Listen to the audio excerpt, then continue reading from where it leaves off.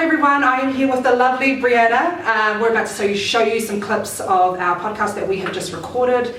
So the things that we spoke about was climate change, Brianna's background story. What else did we talk about? We talked about a lot. We talked about a lot. We talked about how amazing Samoans are and how proud we are of being Samoan. And also we give you a lot of reasons and a lot of understanding as to why you should support Pacific climate change, and also make things work for you. What did you say about activism? Like, with the balangi words, if a balangi word scares you, don't use it. Can you talk about that again? Definitely. If there's a term that you feel you're scared of, don't feel like you have to use it. Like, make your own definitions, because not all English words especially were made for us. Yeah, that's it. Thank you. I hope you've liked and subscribed and commented, and also please go on Instagram and follow Brianna on Instagram. What is it? What's your username? At Brianna Fruean. And for Pacific Climate Warriors, what's the? It's at Pacific Climate There Warriors. we go, self-explanatory. Okay, thank you so much, everybody. Enjoy. 1, 2, 3. All right, Tana Falava, everybody. I am here with Brianna. Say hello. Hello. It's such an honor and a privilege to have you here. How did this happen? Well, how did this happen? Through Instagram. It goes down in the DMs for me. So shout out to our mutual friend Mary. Yes. I messaged, because I've seen the amazing work that you do, and I messaged Mary and I was like, Mary, could you please talk me up to Brianna and make her, and then thankfully you replied to my DM, and that was really cool, so we've made this happen. But before we begin, we're going to be talking about a lot of amazing things today. Very inspiring things. It's going to be educational as well. But just please introduce yourself. Tell us a little bit about yourself. Are you single? Boys? No. Boys, I know you want her, but... So Talapalava. My name is Brianna Fruean. I'm from Samoa, so I just recently moved to Auckland a couple of years ago for university. But I was born here, moved to Samoa at a very young age, so around 3 years old. And I just grew up my whole life there, and only started being in this space, in the New Zealand climate space, activism space, for the past year or so. First of all, you're very gorgeous. And you look very young. How old are you? I'm 21. Damn, I was just telling Brianna, we'll talk to YouTube as well, because I always put this on YouTube. So I was telling Brianna, before, when I was 21, I was at Duo. It was a club from back in the day. Your sister will know about it. Mary will know about it. I was there just doing my own thing, living my best life, not doing amazing things like this. So I just want to say congratulations, and I'm really proud to see a Samoan girl, a Samoan woman, young woman, doing amazing things, and not just for Samoa, but on a global scale too, because you've travelled quite a bit for this, and that's incredible. But before we get into your work, tell us a little bit about yourself and your upbringing, and how that was like for you, and how you spoke a little bit about going to work with your mum and learning from there. So could you just start off by talking about that? So a big part of my life is environmental advocacy and climate activism, and that started for me at a very young age. So my mom, when I was growing up, was working for an environmental program in Samoa for SPREP, and when I was around 5 or 6 years old, I would never have a babysitter at home. My sister would be at high school, and that, of course, at the time finished later than a primary school would, and so I would always be taken to my mom's work, and she would always be setting up conferences to do with the environment, and I was always that one lady's kid who was sitting at the back of the room helping put the place cards on the tables.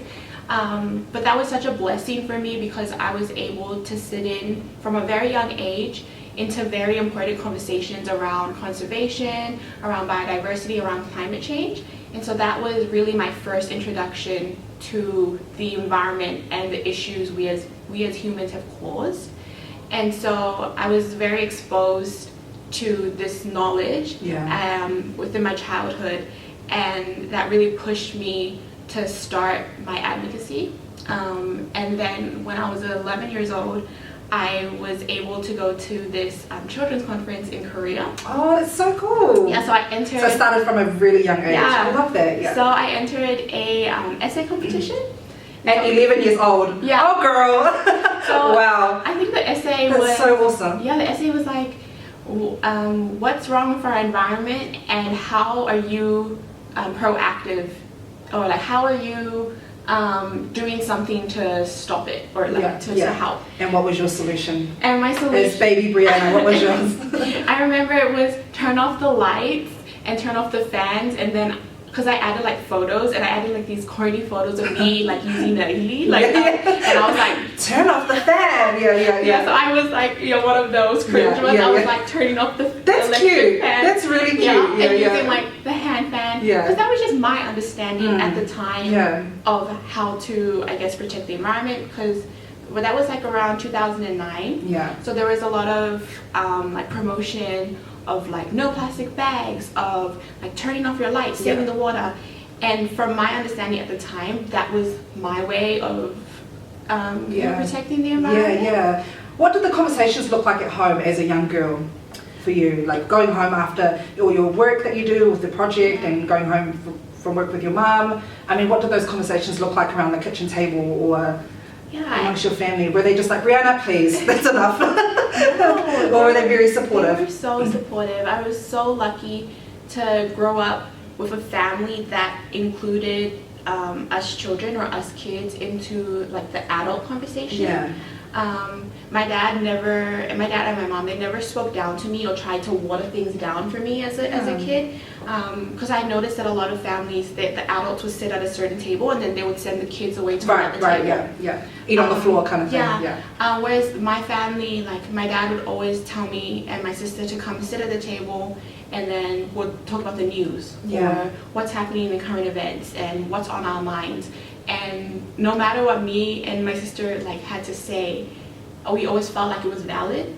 So when I first learned about climate change, I had like, that childhood mind of like, I can do anything. Yes.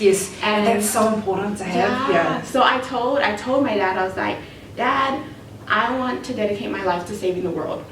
And like, okay, that a lot of kids say that because like of this idea of they want to be superheroes. Right. And the difference for me was that my dad didn't laugh at me. He said, okay, let's do it. Are you willing to put in the work? I'm gonna cry. Yeah, are you willing to put in the work? And so he really helped me set up my environmental group. So a group of us friends at Viola Beach School started 350 Samoan, which was an environmental group, a part of a global movement. And then, my parents were so supportive. They used to drive me to like Nu'u. Nu'u is where the nursery is in Samoa. To like pick up plants to go and like start our garden. My dad like went and helped me grab the compost bins for our school.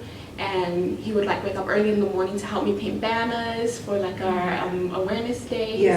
So he was very supportive, but also very motivating, and he knew that if I was going to succeed with like in my mission, that I needed to put the work in, and he made that very clear from the start. You know what's crazy is that what you're explaining to me now about your dad is not something new to me, because I've actually heard of this kind of stuff before. Because I'm free, shout out to you, Mary, again. But I remember back at uni, Mary would just rave on and on about your family and the impact that your family has had on Samoa, and just how like I think Mary said something along the lines of your dad was the one that introduced all these artists to come into Samoa and to play like the likes of Radna, like Savage, like I can't even think of other, like just so amazing, a big New Zealand artist, that your dad was the one that did that, that made that happen. And it's so amazing for tiny humble island like Samoa to see international acts, people that look like them coming in and performing, I just feel really humbled by that. That's so amazing. So Mary goes on and on about the amazing work that your dad and your family does. And Cherelle's not even there to listen to it. She's like at a class somewhere. But I remember, because we asked, we're like, oh, what does Cherelle's family do? Like, because we were just wondering, like, and then she just went, damn. Like, that was and then it was just going on and on about it. So just hearing what you were saying, I'm like, oh, I've actually heard of that before. My dad is a DJ. Owns the club and everything, And because he knew he wanted to be a DJ at a very young age. And that was his dream. But of course, like, he worked office jobs beforehand that he like did to make ends meet, but he always knew that his passion lied within DJing and within music. And when like Cherelle was a teenager, I was a bit younger, he practically had like sat us down as a family and said that he wanted to open up a nightclub. So you weren't born into the nightclub? No. Oh, here's me thinking, okay, So he told us that he wanted to open up a nightclub and stop playing music he wants to play. And that had always been a dream of his when he was little. And for him, that was not just telling us to follow our dreams, but actually showing us how to follow our dreams. And again, like he made it very clear, like this is my dream and I'm gonna put work behind it. Because he opened up Viva in like this rundown building. Like when we first went and saw the building, my mom was like, "What have you done?" It's like, Dad, what is this? Yeah, like this is terrible. It's like dusty, falling apart. Like what are we doing? But he was like, "No, I'm gonna make it work. Like we're gonna be here like every weekend." And he's like, "No, yeah, he's like, we're gonna be here every weekend, sweeping the floors, hammering the walls back together." Yeah. But he put that work behind his passion, his dreams, and it came into fruition. And you guys were there to witness it, and that kind of laid the foundation for you guys. Oh, that's so inspiring. I'm gonna go home. Dad, do better. Listen to this podcast. That's what I want you to do. That's amazing. So, I'm really sorry to hear that a couple of years ago you did lose your father. Can you talk about how his loss impacted your work, or if it inspired you, or to keep going, or did it make you feel like, oh, I can't do this without my dad? Or how did that make you feel? Yeah, it was really hard because he was the foundation of my work. Yeah. Like even all my old banners, like it's all in my dad's handwriting. Like that was like, oh, that's so special. Like he would wake up at like 5 a.m. to like make sure that the banners are ready for the like 9 a.m. march. And so when he passed away, I don't know, I just felt like I didn't have like my number one like backbone. Yeah. And like my mom, don't get me wrong, like so supportive, but she was 50% and my dad was the other 50% that gave me that 100% backing. Right. And so when I lost half of that, I didn't want to continue doing this work. But also, you know, like God works in such beautiful ways. Amen. Because when my dad was taken from me, like I saw bits of his love come through other people in my life. So like my uncle stepped up and he backed me. Mentors in the movement stepped up and they backed me. And it was like I felt like a really hard fall from life, like what life had given me. Yeah. But in a way, like God and my dad had my back because they provided me with these people to catch me, you know? Yeah. Oh my gosh, I love that. Yeah. Thank you so much for sharing. That's so beautiful. Oh my God, this is like oh gosh, I'm gonna have to edit. If I start crying, I'm gonna have to pause. I'm sorry. No, thank you so much for sharing that. Yeah. I love that. And so how are you guys doing now? How's your family now? I mean, it would just be you, Cherelle, and my mom. And your mom. And then how did you guys progress from there? Was it? I mean, did you also have to support, or did you have to support each other? Yeah, we had to support each other. Yeah. You know, we had each other's back. My mom did a great job, you know, like a single mom, like raising 2 girls. And another thing, because my dad left behind the club, the nightclub, and so we kept it running, like with the help of our family and friends, for 6 years.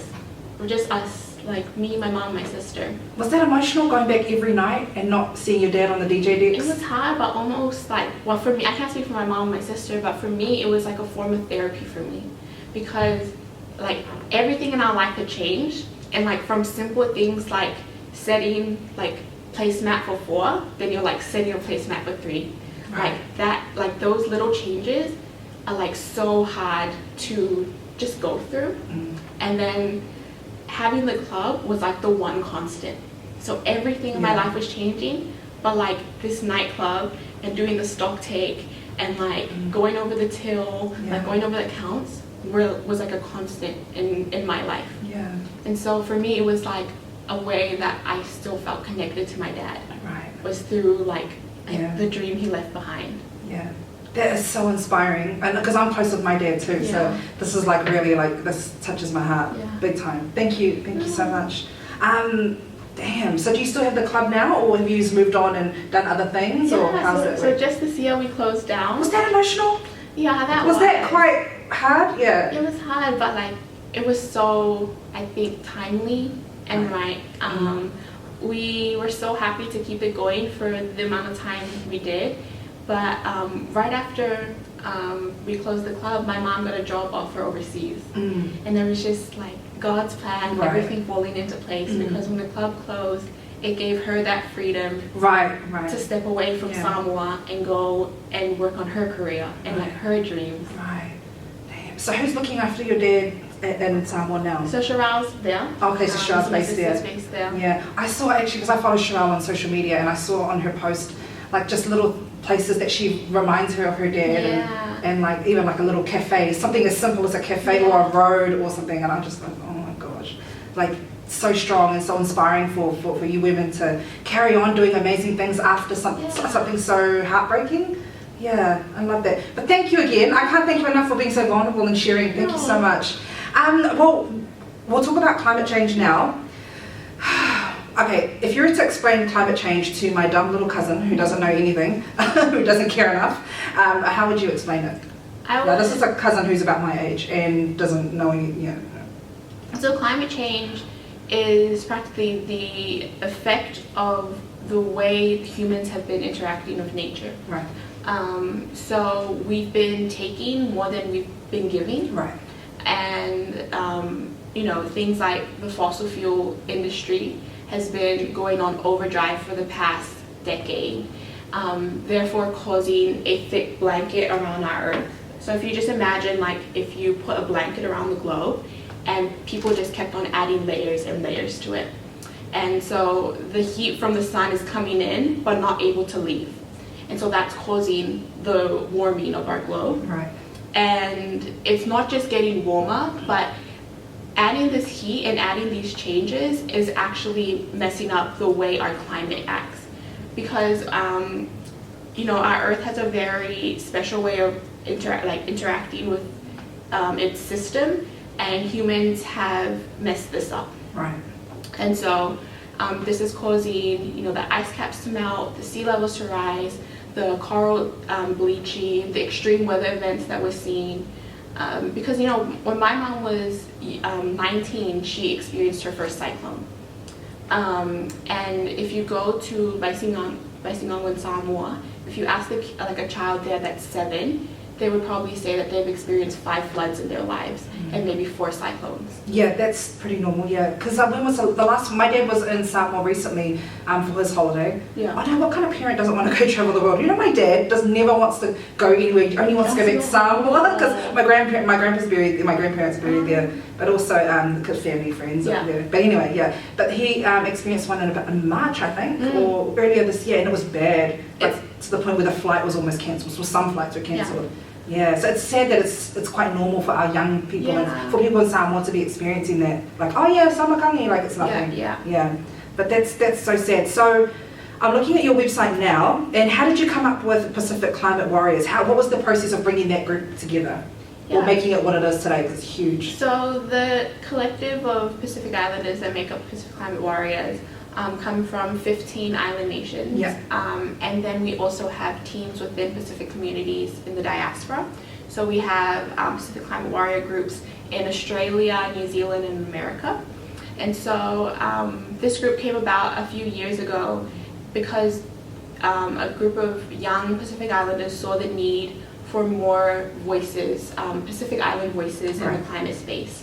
Because we are the most affected, we feel the most passionate about being included in this conversation. And the reason behind the word warrior is because we wanted to shift that narrative of that the Pacific Islanders are the drowning people waiting for handouts, where we wanted to paint ourselves, no, we are not drowning, we're fighting, we're not just the people in the eye of the storm, but we're the people who know how to be resilient despite of. And if you want to talk about the Pacific Islands and climate change, you cannot ignore the conversation around how we have shown up powerfully in spite of all the effects. Who do we have to blame for the environmental damage in the Pacific? White countries, colonizers, or everyone? I would say we all play our part. More of the blame. I would say a lot in terms of countries. New Zealand. in terms of countries, I will say the Pacific Islands contribute less than 1%, all the Pacific Islands, to global emissions. So that's how much we don't have. To be blamed. And yet we're the ones that are suffering the most. And that's the sad reality. I went to a show put on by a Tuvaluan director, and he talked about like how a lot of Tuvaluans are being evacuated, and it's just they're leaving their history, their family behind. Do you see Samoa heading in that direction? I do.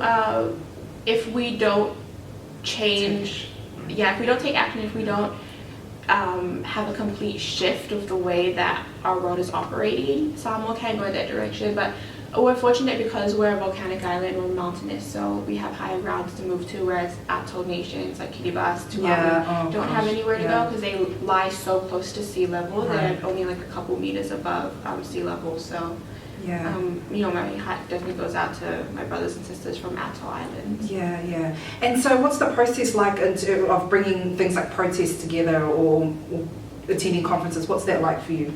Yeah, so recently I was involved with the climate strikes. Yeah, and it was like Friday the 27th.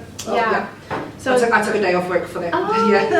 It's just in the city. Yeah. It was so crazy, man. It was amazing. So you were was this organised by the Pacific Climate Warriors? It was organised for the one here in Auckland, it was organised by School Strikes for Climate. Yeah. And then the one in Wellington? Yeah, so the one in Wellington was School Strikes for Climate in partnership with Pacific Climate Warriors. Yeah. And then the one here was also School Strikes for Climate, and we here in Auckland tried to organise Pacific Islanders to show up. Right, yeah. And well, you got one, but there were heaps. There were so many.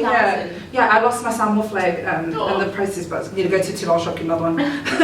But yeah, so talk to us about a day in the life, because I know that you are an academic as well, so you're studying, and also being part of, you know, are you the main person for Pacific Climate Warriors? No. But still be having a huge voice and also travelling to represent Samoa, to represent the Pacific Islands. What does a day in the life of Brianna look like? Wow, yeah. You should vlog. You should like, hey everybody, day in the life. That'd be so cool. Yeah, so I normally do a lot of my uni stuff. So first of all, like I don't take the full course. I only take 3 papers, just so I have like leeway time to do my activism. So I do a lot of my uni work, so I'll have like my lectures, my tutorials, and then just based on like projects going around, I'll normally like train out to a meeting out south or like train. Do podcasts like this. Yeah, like you walk over to this podcast. And I do a lot of calls, so like Zoom calls, like they're like that type of Skype call. With a lot of people, and then when I'm on holiday I go back to Samoa and I get to go. So that's soon, you get to go back home. Oh, that must be exciting. Yeah, because there's a 350 Samoa back home that's still going, and then also a 350 USB. So that's like a student group at the University of South Pacific. So I get to go see those 2 groups and see what they're doing and their projects. I just saw like a fundraising link for 350 USB. I'm gonna put that on the Instagram. For sure. So I saw they're doing like I think open mic. So I was like really happy. I haven't caught up with them in ages. What open mic? Do you need singers? No. They were doing like a SIBA type event. And I saw that the proceeds goes towards their project. But the last time I was in Samoa, the kids were talking. Well, I shouldn't say kids; they're like the same age. Well, you are very young. I'm like the kids, and they're 21 years old. You're very young. That's so young. Oh gosh, I love it. I love that you're so young, doing incredible things in the world. That's so cool. So the team down at USB, shout out to Doris and the fam. They were saying they wanted to do like music videos based around climate change. So a lot of them are like young Samoan, like aspiring rappers. You should do that, Yeah. So did you see that, don't you? Yeah. You see that, yeah. Because Cherelle's a really good Siva Hawaiian, I think. Yeah. Hawaiian Siva. Yeah, her and Mary. Mary. Oh my gosh, Mary's like. I don't want to tell Mary she's good, but I'll just say anyway, she's good. Yeah. I'll just make sure she doesn't hear this. So they were trying to organize like music videos and like things. So I think they're trying to fundraise so that they can get like their equipment. And that's a good way to spread the message. It's a creative way. Yeah, they're so talented too, because they have a lot of so this group, they do climate change work and then they also do feminism work, because they're 350 USB Samoa, but they're also Brown Girl Woke, which is like a feminist group in Samoa. And so they do like women's rights workshops, and then they also do like rap workshops and then climate change workshops. They're just all rounders. They're like all rounders. But you know, you always have that one cousin in the village that does everything. That does everything. Yeah. Are you that cousin? No, so those kids are right. They do everything. That's so cool. And it's just so cool. Like even my because I haven't been to Samoa in years, but even my parents when they go, they're like, man, it's just so developed. Like kids are walking around with laptops and just like speaking fluent English. It was just crazy. I'm like, yes, Dad, it's changed. Okay, but that's cool. So you mentioned before the word activist. Do you think there are negative connotations to that word? Yeah. Yeah. Because when I think activist, because me and Tessa, she knows, we actually talked about you on our good things. We said that for our Pasifika people who don't know where to start for being activists, start in the climate change area. Look at search up Brianna's page, or like look at that, and then that's a perfect example of activism if you don't know where to start. Yeah. But we also mentioned that activism kind of has that white connotation to it, like crazy white person standing on the mic screaming at the world. What is your definition of activism? Yeah, like to this day I'm still like trying to navigate that word, and from my understanding of being in like a quote-unquote like activist journey is that because the word is an English word made not for people like us, right, that like the Western definition of an activist is very radical, because like a non-person of color doing something for someone other than themselves is in a way radical, right? Because the Western life, the way of living is very, like for me, like my observation of it is very individualistic. So it's like my career, my life, my family, my friends. You know, I have a lot of conversations with just kids at uni, and a lot of my like ally friends, a lot of my Pākehā friends, I would ask them why they're at uni, and it's because they want to get a degree, they want to get a job, they want to get a career for themselves. Right. When I ask the scholarship students that come from Samoa why they're at uni, most likely they say because of their family, because of their village. They need to go back to Samoa, work for the government, and provide for, you know, our community in the islands, and provide for their family. That's like the difference. It's like one is my career, my life, my journey, and the other is our career, our share of knowledge, our degree, like our village. Our celebration, our achievement. Yeah, so from my understanding of activism, if someone who's living this like individual type life, like of my goals, my list of things to do, my bucket list, being able to step outside of that and care about something that does not affect you directly is kind of radical to them. Yeah. Right? It's because a lot of like white activists in the past, they didn't have to be like saving those forests. Like they didn't have to be doing this. It was a choice they made to be selfless and to not care about their individual life and be radical in the way that they act. Whereas I think for Pacific Islanders or Indigenous people, standing up for their land, standing up for their community is not radical. It is very much who we are as people. Right. That's so true. That's why we broke. We felt love is, you know, that's why we have that, because it's not about just us. Because we, you know, even like if you go way back to when we used to have tribes, people would stand up within their tribes to look after their community. And it wasn't something that was foreign to us. It's very much familiar. So when I'm in an activist space, and I'm not necessarily like a loud person, I don't like being on the megaphone, or you're quite humble. That's from the protest. You're quite humble, It's just not my personality. But just being within a space of young, empowered brown people speaking up, I don't feel foreign to that. I feel like almost it's like history repeating itself, because we have amazing activist movements in our history and Pacific history, strong brown people standing up for strong brown people. So like that to me is activism, can be labeled as activism, and it's not foreign to us. So it's just very hard when you put a label that wasn't made for us on top of us. Right. You know? That's why I love the word warrior, because I feel like it's more familiar to us, because it's a word that we've labeled so many of our ancestors. Right, that's so true. Thank you. That just, you're educating me. and I hope you're educating the people of YouTube and the people of Spotify and iTunes. Like, I really, that's awesome. And so, you proudly call yourself an activist then? Yeah. Despite what people say? Despite what people say. That's why you're so strong and you're built for Yeah. this. Cool, I love that. So I just want to give a huge shout out to my humble audience who submitted their questions on Facebook and Instagram. Yeah. So we've got about 3. So 2 from Instagram, 1 on Facebook. And one of the questions that we got was, what can we do in Australia to help reverse climate change?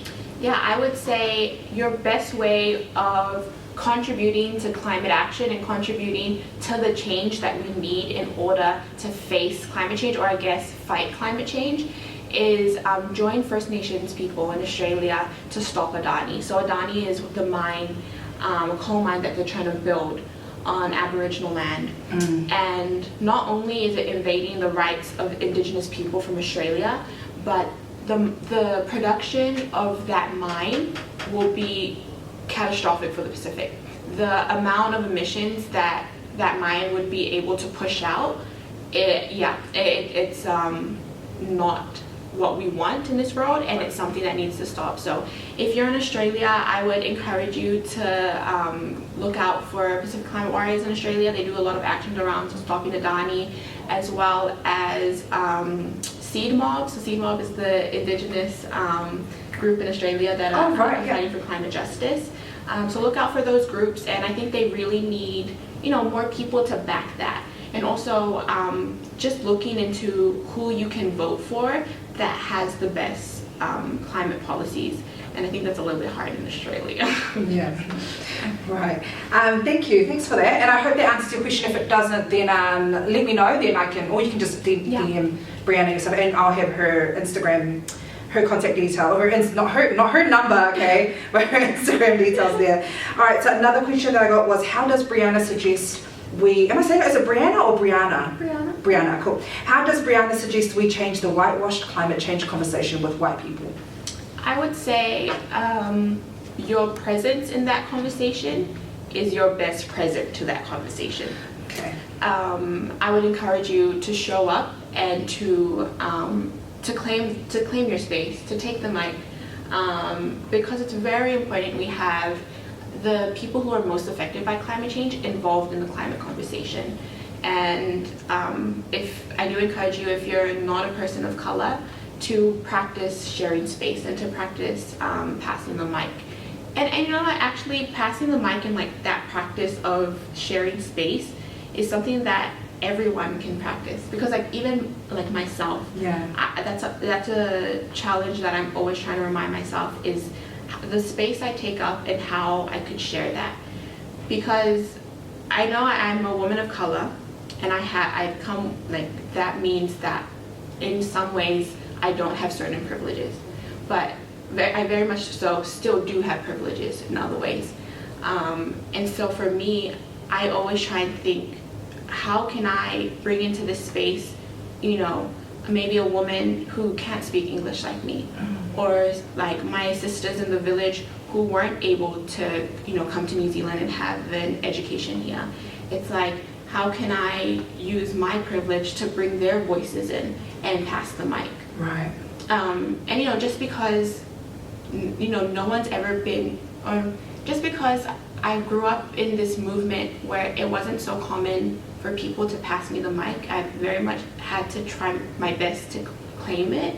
Doesn't mean that I can't show that kindness to someone else. Right. Like, a kindness that wasn't shown to me is a kindness that I would want to give someone else because of the way it made me feel not receiving it. Yeah. That's so cool. Wow. Okay, I want you to give a shout out to your parents. You've really raised an amazing woman, seriously. And the last question that I got was on Facebook is, what foods do Samoans need to eat to help save the environment? That's a good one. Yeah. Oh, actually, I laughed at that one first. Sorry, that's my cousin Dorian. Yeah. As I would think maybe if foods to stay away from or to try your best to cut down on would be dairy and meat. Right. Because the dairy and meat industry contributes a lot to the climate crisis. And I would encourage, it's something I just started doing for the past couple of years, is I try to have conversations with my grandpa of how he used to eat. And so he grew up in Fali'ula, and he said like his diet was very much plant-based. So it was like fa'i, ulu, galo, fish. Yeah. So like the dairy was the coconut, on coconut milk. Like that was the type of dairy that they would have, and the meat that they would eat would only be on Sunday for gongari. So meat was like something to look forward to. It wasn't like an everyday. He wouldn't be having like bacon for breakfast, roast chicken for lunch, and then like a steak for dinner. Like it wasn't a diet that had so much meat in it the way that we have diets today. Right. And like, because I used to have that diet where like I'd eat meat with like every meal. Yeah, that's like normal. And so I had these conversations with my grandpa, and I was able to like find this knowledge of the way our traditional diet used to work was very much an environmentally friendly diet. And so now I still eat meat, but I'll only have it like on Sundays or special occasions, or if someone's like offering me a meal, but I won't buy it. Right. Okay, that's really good to know. I try and go plant-based as well. It's just really good for my skin, for my eczema. It wasn't for the environment. But now that I know, it'll be good to... Because I think I've seen a documentary, but see, I don't process, just know, after I know what I know about, you know, racism and all of that, I don't really engage with too much content from Balinese, you know, especially when you're trying to tell me about my body. And so I interviewed Untitled Chapter, and she put it perfectly. And she said, I don't want, why is this white person talking to me about my body? Stuff like that. But anyway, so I love that you've been able to articulate it in a way that I understand and that I can really take seriously, because I didn't know that. I think I saw a documentary once, but again, it's from Balinese, I'm like, I don't take it seriously. But now I do. Thank you. That's so cool. You know, just when you said the coconut milk, I really do think that the coconut is like the food of life. Because you can drink from it, wash yourself with it, eat it, you get the puruka from it, you know, that's, coconut oil. Coconut oil. We can like survive on coconuts. Because I work for a Māori health organisation, and sometimes my colleagues who are also my friends, they'll just be like, I eat coconut in a racist way, and I'm like, coconuts are good, like, anyway. But yeah, so thank you so much to those of you who submitted your questions. I hope that answered your question. If not, then definitely link up with Brianna. I was going to say Brianna, or Rihanna. Definitely link up with Brianna on Instagram. So I've got a few more questions for you here. How do you overcome the challenges that you face in the work that you do? I think every day is different. There's some days like I have a good cry. I think like crying is healthy. You know, I go and have a vent to my best friends and my sister and my mom, and like I'm very lucky they're always there to catch me and like make sure that I snap out of it. But overall, I always just try and remind myself, especially with things like people like trolls or like negative energy. Do you get that? Yeah. Oh. And some of it's just like, so for me, I don't care too much about what like Palangis have to say about me or Pakeha's have to say about me, because I just feel like they don't understand my experience. What really hurts me is when like my own people say things about me. Girl, preach. Yeah, that's really hard. So those type of challenges, I always try and just remind myself that I shouldn't let someone who doesn't know anything about me, who doesn't know all of me, like make me question my own knowledge of myself. Right. Because sometimes for me, like the type of personality I have, I am my biggest critic.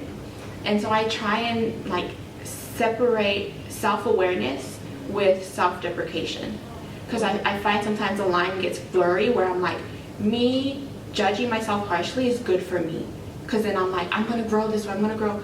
But sometimes that stunts growth. Because you're like beating down on yourself and you're like, why didn't I say this? Or like, why didn't I do this type of presentation? Why didn't I get an A on that assignment, you know? And in my mind, like especially when I was a teenager, I used to think this is so good for me because like I'm just pushing myself to grow. But then into my adulthood, I'm only realizing that it's only holding me back. Right. Because it's good to be self-aware and to speak words of growth to yourself, but it's also so important to speak words of love to yourself. Yeah. Because it's something that I've struggled with, because in many ways I showed love to the environment in a way that I wasn't showing love to myself. Right. Okay. And I would show love for my culture and my people, and I wouldn't have enough love left over for myself. And so I'm only learning now, like especially this year, that showing self-love and showing kindness to myself is showing kindness to my people, because I am my people. Right. I'm a result of my people. Right. And I hope more like young Pacific Islanders can start seeing that, because a lot of the times like people would be like, oh, they're so like fierce and like, oh, they're so fierce. Who says that? Oh no, just like in general? In general, Yeah, you know, yeah, like you'll yeah. have friends that'll be like, oh, you're like overconfident or like. Oh, true, yeah. But I think it's like it kind of gives that idea that a woman of color or Pacifica women, or yeah, especially women, I don't think they'll say it to a guy. You know, you got so many guy comedians out there doing their thing. No one says anything. The minute you're a woman and you're overconfident and you're really in your zone, people kind of try and shut that down. Yeah, I think that so like I would encourage like young people who are struggling with that, like not being able to show love to themselves. Right. That like really at the end of the day, showing love to yourself is showing love to the family that raised you and to the village that like has nurtured your growth, because you like saying words of hate, like internalizing hate for yourself is only a disservice to the family that are there for you. Yeah. And like I learned that like I used to be one of those people who used to be negative towards themselves. And so lucky that my sister has been like a big part of my growth, and she would always tell me like she called me BB, that's my nickname. She would always tell me like, BB, when you like say bad things about yourself, you're saying bad things about me. Right.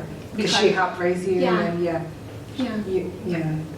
Oh my gosh, I just got goosebumps. Because you said, I just got goosebumps, really. That's such a wise thing. Shout out to you, Cherelle. That's so cool.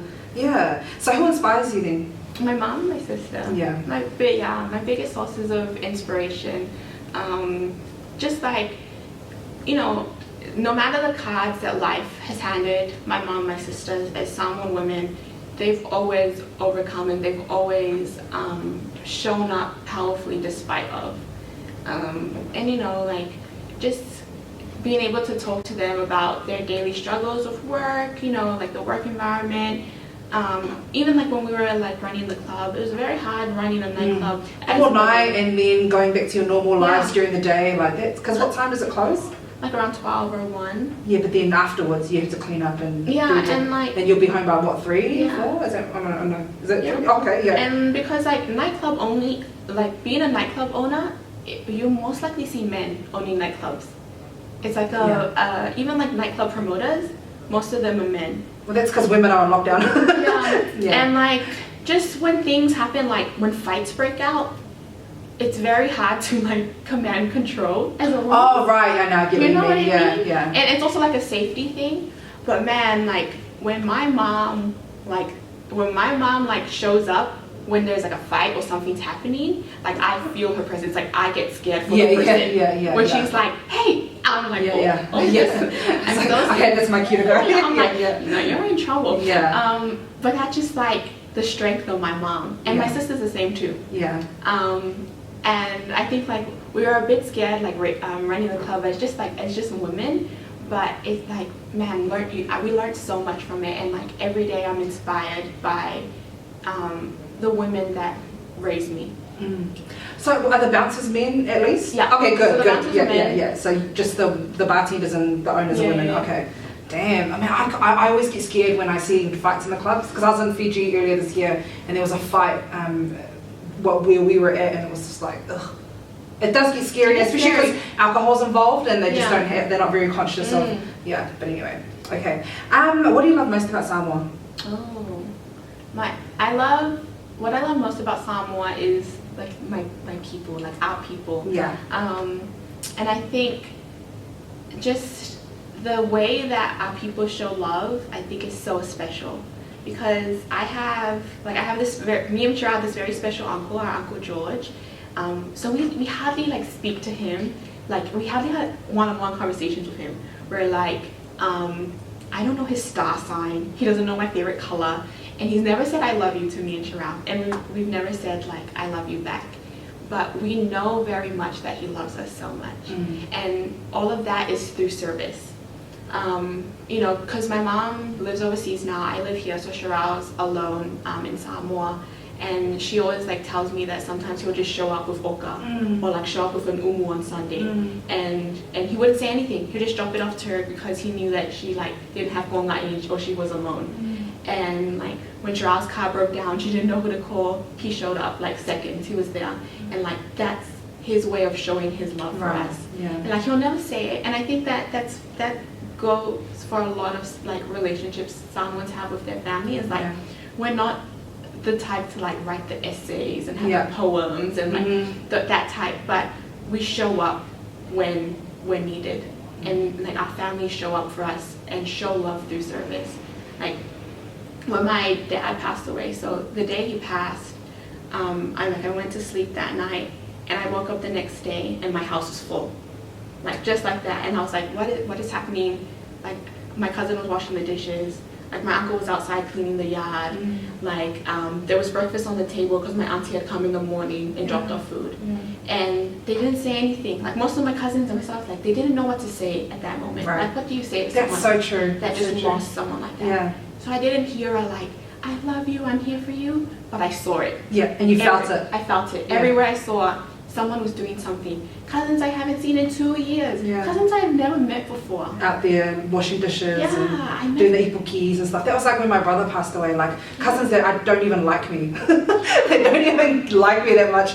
We're in the kitchen like doing the ipukis for the people coming over. Like everyone that, you know, the men that bring the fathers and stuff, like just doing the ipukis and making sure like the tent was up, like that's crazy. You'll see like you see it, and it's not because of me, it's our parents. It's our parents' service. Because I'm like, you don't even like me, you're here, like we're here for your mom. Like, But you'll see people like you never knew would like show up and they're there, and that's our people. It's like we show up. We don't always have like the mushy words, but the service is always there.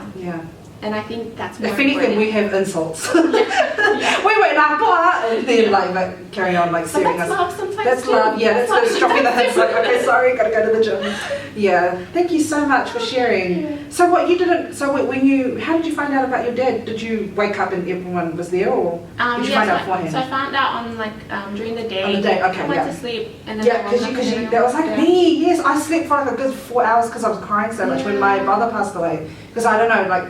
When that was the first time I ever cried so hard in my life, because I'm not much of a crier, but I know that's like me. Everyone's like, I don't know if I saw more, and then I wake up and everyone's there. That's so true. Thank you for highlighting that, because I didn't even think anything of it. But that's so cool.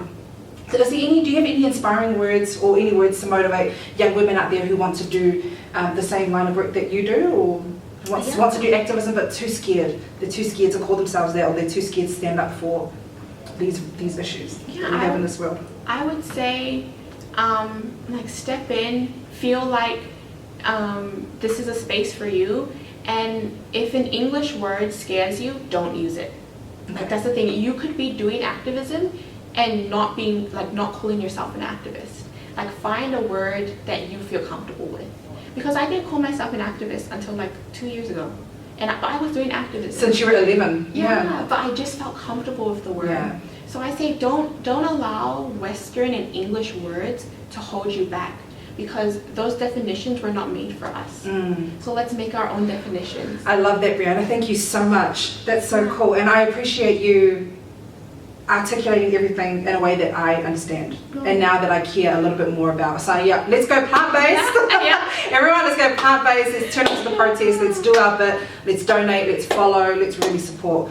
Thank you so much. Thank you. Did you have fun? I did. Okay, did I do okay? Yes. Okay, good. All right. Thank you, everyone. Thank you for listening. And I hope that you have subscribed to this podcast, that you've followed Brianna on Instagram, and also Pacific Climate Warriors. What else do we need to follow? Pacific Climate Warriors. Anything else? No. Cool, that's it. All right, thank you, everyone. See you. Bye. That was Good so girl. good. Thank you. Sorry, that was supposed to do a double clap.